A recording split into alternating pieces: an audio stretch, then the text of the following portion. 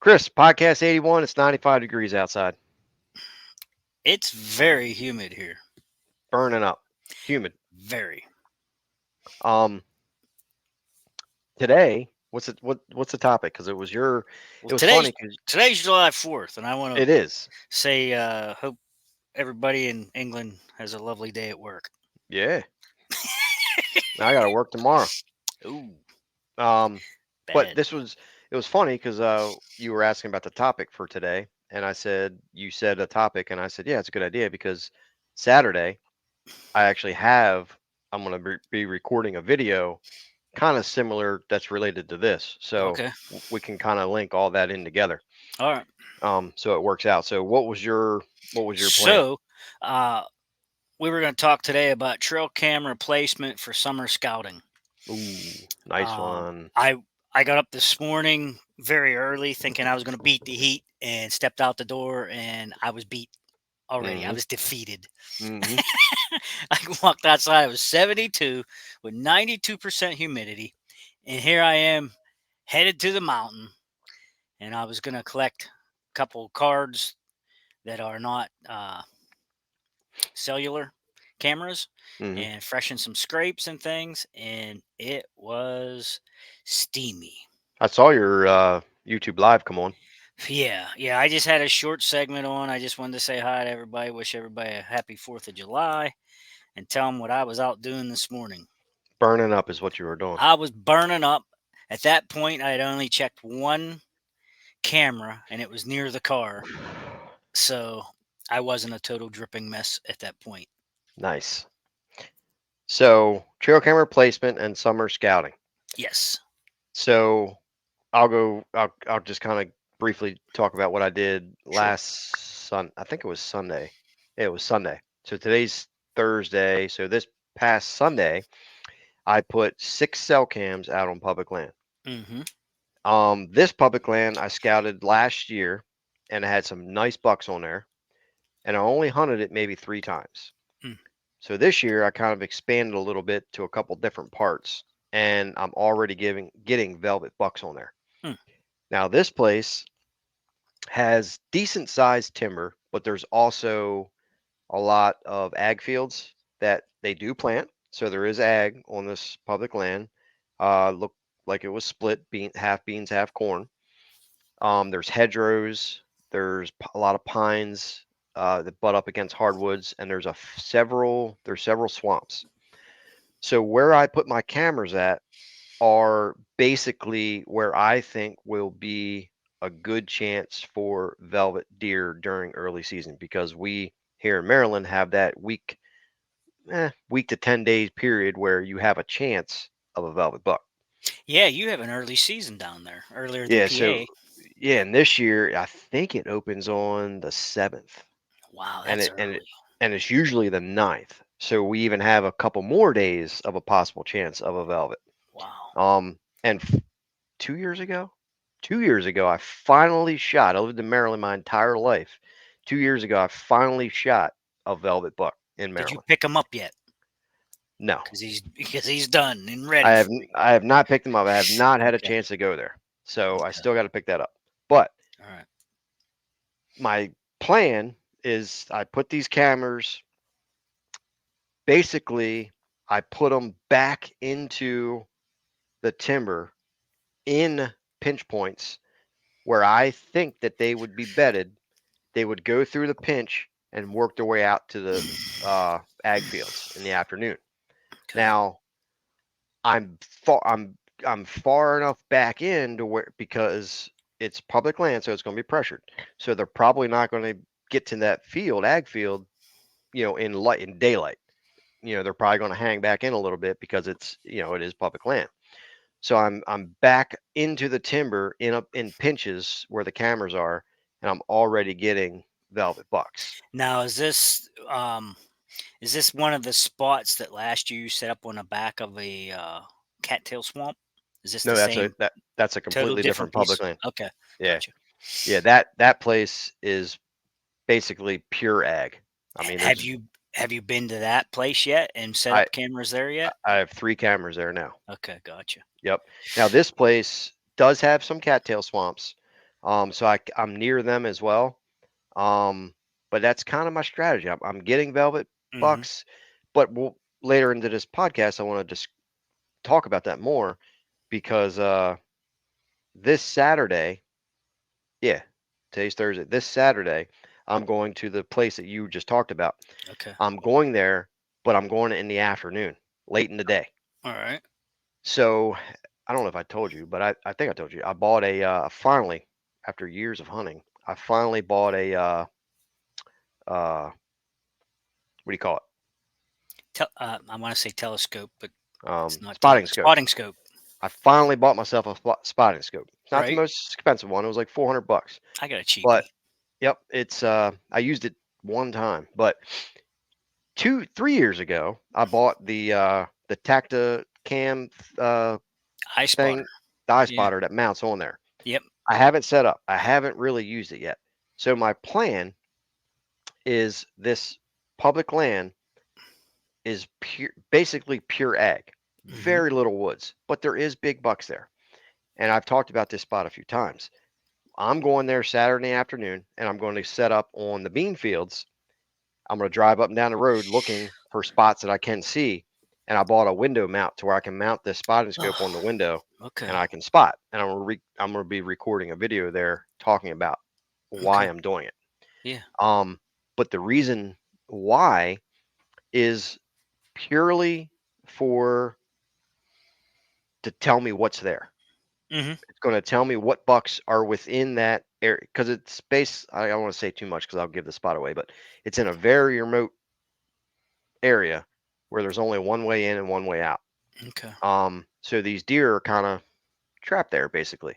Hmm. Um, so it's going to tell me what's there, but there's pros and cons of that because where they're at there in July 6th is not where they're going to be at probably after opening day. Right. Because it's pressure, they're all going to Yeah. change. The velvet's going to fall off, and they become Hmm. a different animal. Yeah. So it's good in a way because it at least gives you, Well, you want to know if it's worth going there. yes, it at least gives you hope that hey, Yep. there is something good there to go after. Yep. But yeah, I'm going to talk about it more in the video. But And that's what it's that's all about. that's what I'm doing Saturday, and I've never Yeah. really done that because I just was never really interested in summer, you know, scouting like that Yeah. because it gives you false hope for the season, Right. Right. so I just never really wasted my time with it. Yeah. Um, but now that I got the spotting scope and it'll be a cool video. Hopefully I Hmm. see something, but um, it's just it changes when opening day starts. Now, if this was 100% private land, several hundred acres remote, then yeah, I would be all for Right. spotting them, coming up with a plan because they wouldn't be as pressured and you would be able to catch them Yeah. on a You'd actually regular. have a chance of maybe patterning them. Yeah, but like I mentioned this spot last year on a few podcasts ago, I had summer bucks on trail cameras. I mean, beautiful buck, big ones. Hmm. Literally that morning of opening morning, they were all gone. Yeah. It So happens. it's that's my plan. Hmm. That's where I put my cameras. Um, and I'll probably maybe go there once more before the season, maybe relocate a couple, but that's basically my strategy. For summer scouting. Yeah. I think it gives a lot of people a lot of false hope when they see all these velvet deer. And the private land's a little bit different because you got food plots, it's way less pressure, so you'll have a better chance. But the public land thing at least gives you hope that something is there. All right. So that's Saturday upcoming. This Now, that's this 2 days, Saturday. 2 days. Yep. Yep. So I get up this morning and I head to the spot over at the mountaintop. And first set I check, I bump. Well, I bumped some turkeys. I didn't bump them, but I drove in, like you said, it's kind of the same way. Drive in one way and out the same. And on my way in, past the landowner's place, I saw a nice hen with a bunch of chicks. I mean, little chicks. poults that were only maybe 4 or 5 inches tall running Mhm. around the yard with her. And they're like pets over there at his place, though. He has bird feeders out and they come in all the time. So I thought, wow, this is pretty cool. That was worth the travel over here, just to see that. Well, then Mhm. I parked the car and I head down my first road, and logging roads is what these are basically. And there was an old log landing area there at one point in time that's sort of still cleared out. So I walk down there past the landing and I have a spot that pretty much every year is like a community scrape right there. And it's on a ridge top. So there's a ridge line that runs across the hillside, and everything travels this thing. And I knew putting that camera there, I was going to get pictures of who knows what. I'm waiting for a bear to show up. I haven't got a bear picture yet, but Mhm. I have everything in between. I've got bucks, I've got does, I've got trophy looking turkeys. I mean, I don't, where was these things at when I was hunting? No, Big no. They're long beards dragging on the ground. I they're got never around when you porcupine. want them. No, I got porcupine, possums, coons. Everything's right in my scrape, walking right through it, you know. And I've done something I've never even told you this. I started making my own scent beads this year. I get those Orbeez or whatever they're called. I started getting some Orbeez and loading them up with different scents and stuff and placing them in my scrapes so that I don't know if it works or not, but I'm trying it this year. You know me, I'm an experimental guy. I like doing this stuff. And so I'm trying it this year. Uh, but I've noticed though, when I place those things, when I go back, majority of them are still there. So I don't know if they're actually releasing the scent like they're supposed to or what. Mhm. So I place some of them out and I stomp on a couple of them, just to release some of it, just to make sure that it's doing their job. But anyhow, yeah, the very first set I go in, and it looked like something actually worked the scrape a little bit. So I pulled that card and I come home and the started scrolling through some of the pictures, and like I said, there was everything except for a bear. And the I got to this one spot and I had a little buck in there, little scrubber in there, and here I could see his one hoof, in the picture, like he was dragging his hoof back. He actually scraped the ground a little bit there. I mean, that's probably not real action, but Mhm. he was scratching at the dirt right there in the mock scrape that I'd made. So that was pretty cool picture to get. Um, and then I moved on down the ridge and I delved over the ridge and went down toward the river where I had shot a bear a couple years ago. I placed a camera down there, and that's not mock related, but just trying to get some intel in that area to see because 2 years ago I actually placed a camera down there and was getting nice pictures of bucks and things. But what drew me to that spot was I had a bear come through there on a regular basis. And I believe that is the bear that I shot. Remember, we had talked a couple podcasts ago about did you ever get on trail camera the animal that you killed? Mhm. You know, and that was one of the ones that I was talking about. I believe that bear I was getting on camera through intel. And when I set up there in bear season, I believe that's the bear that I shot. So that was pretty cool. So anyhow, Mhm. I put one there over the mountain, almost to the river, on that. What is that? That's a southeast facing slope, is what that is. So anyhow, I come back up over the top of the mountain, run right into some deer, and went to one spot where there's another community scrape. Which this spot I don't even hunt, but I like to gather intel there just because it creates good pictures. And for these scent companies, they like pictures, so I like to set up a mock there because I know it's going to be an area that they're going to come to all the time, and it didn't disappoint. Um, there was a couple deer in it, a pretty decent mid-sized buck. Not something that I would probably actually go after ever, but it was a decent little buck came through there. What else did I do? Oh, now that I have some of these reveal Tacticams, I you and I talk a lot about it. I have the one camera that is not active right now. So I set it to check 2 pictures a day it sends me just to make sure that the camera's still alive and well. And I get 2 bars on it. It shows full battery and I'm getting 0 animals, right? So I should be able to tell tonight at 7 p.m. because I have the camera set at 7 when it sends me pictures. I walked in front of that camera. I reset everything, put resented everything, put new scent in it, stuff on the licking branches and everything. Walked in front of that camera, spent a good 5-8 minutes in front of that camera. So I should get pictures of myself on that camera tonight. If I Mhm. do not, I'm going to know something's wrong with the camera, Yeah. because I spent some time in front of it. So anyhow, I got into that spot, and this is where it gets into, you know, talking about a little summer scouting. That spot has been so hot for me the last couple of years, and some mega giants on camera.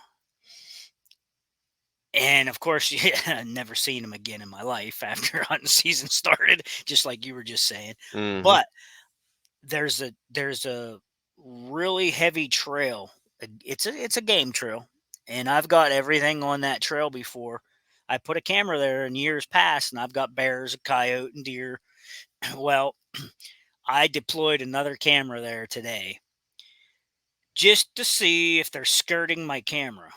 You know, um, if I don't get anything on that camera, the secondary camera, I know they're not in the area.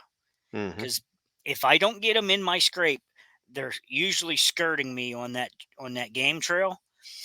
And like I said, if I do not get anything on that camera, I just know they're not there, and it's time to move all those cameras out of there. Well, they could be there in a month from now. They could be. That's why I just stuck it there, and I'm going to let it soak. And if I don't get something by the end of August, beginning September, I'm moving them, Mhm. and I probably won't hunt that area. Who knows? Maybe I'll catch something. Maybe there's something going on there. Um, If it's been a hot spot, me personally, I would leave w like a I would leave a camera there right? since it's been hot, and then maybe it'll become hot, and then you can go Maybe, kill something. maybe it could be becoming hot. I don't know. But there is several factors where um, the cameras might tell me something. You know, and that's why I do these mock scrapes and go out and put some blind sets up like this now and then, because the summer scouting time is a time for intel, and this area could be spoiled. And what I mean by that is it's not too far from a uh, a national park. Mhm. So this is all federal land, public land, and there is some hiking trails there. So who knows? Maybe there's not too far away from where I am located there. Uh, maybe people are using those trails hot and heavy this year and just busting everything out. Mhm. Um, as the crow flies 300-400 yards away, I'm on the border of that land, and there's some private camps that way, that direction. Who knows? Maybe they're crossing over on mountain bikes or bicycles or nature walks or something. I don't. They might be busting everything out. Who knows? So I don't know. I'm hoping to catch something that'll tell me some concrete evidence. But that's why we do these things. Um, like you were saying, it makes it worth. You got to know if it's worth going into that area at Mhm. all. You know. But normally I use the same hotspots every year for trail cameras, and they're usually fill the SD cards up with good critters. But Hmm. this year I kind of been striking out on my old standby spots, and I have new spots set out that are like carrying the weight, man. Uh, they're Well, just doing really well. I'm still kind of learning these two public land spots because I didn't hunt public land for 15 years. I gave Right. up on public, so I just kind of got back into it 2 years ago. Hmm. So I'm still learning these two spots. Yeah. But it's fun. See I what happens mean, this year. I don't know. Do you think there's other people in the area where Oh you're yeah, going? I mean, yeah. I don't. I very rarely ever see anybody.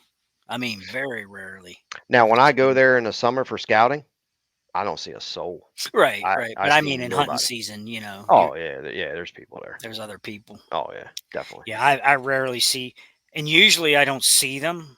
I hear some knucklehead trying to rattle and grunt or something like that. A couple years Or, back, I seen an orange hat go by me through the woods one time, and then yeah, all I heard all day was some guy just crashing antlers all day long, and I was like, "Geez, give it up, man." yeah. Here, I mean, the public lands around here. I mean, you can't hunt any of them without seeing people. I mean, Yeah. there's a lot of people that hunt them, so it's hard. Well, luckily, I could probably go days without seeing anybody. No, I probably shoot Yeah. last year when we hunted the one public land. I think Zach went with me. We got a hotel and everything. Hunted 2 days. Every single hunt, I had somebody walk by me. Yeah, that's I had irritating. I had kids running out in the field, and it was a disaster. Mm, So, yeah, that could be irritating. yep, Hmm. So what else you got? that's pretty much it. I'm gonna see how Saturday goes. I'm gonna try to get some good spotting scope footage with this what's it called? I think it's called Eye Spotter or something Eye like that. spotter. Yep, I got the batteries charging Something like now. I got the ring for it. I got it all set up, that. Hmm. and we'll see. I'll see what kind of footage we can get. And I'll probably give it a few more days, or probably next weekend maybe I might go down to the other spot that I just went to this Sunday, and maybe want to change one or two, and then just let them simmer. Yeah. My scouting for the summer will So just I'll let my cameras tell me what to do, what's going on. so are these pretty much blind sets? Are you putting up any mocks, any scent or anything sticking out? Just They're blind? basically on travel routes through pinch points. Okay, you're just Just catching them walking through. okay. Yep. And then let them simmer. I got some work to do on the farm. I got some tree stand stuff. I gotta make a trip up there. I gotta replace a couple stands. I gotta fix some trails, and then plant my fall food plots mid-August or so. And then I finally got an email from Stealth Cam. My 360 camera will be here tomorrow. Nice. So that 360 cam, I'm gonna put that out at the farm. Hmm. I don't know, a couple weeks, a few weeks from now. I got a solar panel for it, and we'll see how that does. So I'm pretty excited about that. Nice. That'll get a 360 view of the ag fields there and all that. So Yeah, it'll be pretty cool. yeah, that's all I got. Yeah. Hmm. Well, I'm still learning how to use these reveal cams. Now you Uh, just got to get a 3.0. oh, gee, yeah, the new 3.0. I just got the 2.0 gens, and now they come out with a 3.0. Yep. So Well, that's what happens when you buy this stuff. You buy cell yeah. cams. They always come out with something new, just like Hmm. Stealth Cam and whatever it is. It, Well, I there's went ahead all there's always something new every year. 2 years ago. I ordered a second one of these, and within a week, The they 6 came point. out. They came out with the new one. I know. They came out with the what's those new ones called? The Extreme or whatever. Yeah. Well, that's like me. I like the GoPros. Well, you buy a GoPro. I got the GoPro 10 or 11 or something. Now they got like the GoPro 13. And every year it makes you want to buy it because they have all these new features and Yeah, stuff, and right. it makes you want to buy it. But like I saw this 360 cam from Stealth that I've never had a 360 cam. I mean, they're relatively, I guess, new technology, I guess, but I never had one, so I'm like, I gotta have that camera.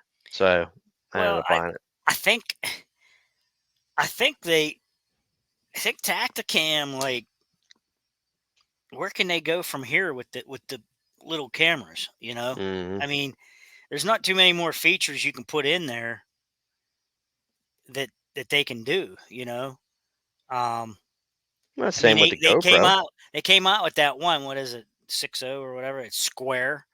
That's Hmm. the only thing they did. Is, I mean, yeah, I guess it has a touch screen on it, but how big could that touch screen be? It's got to be Right. tiny. Yeah. You know.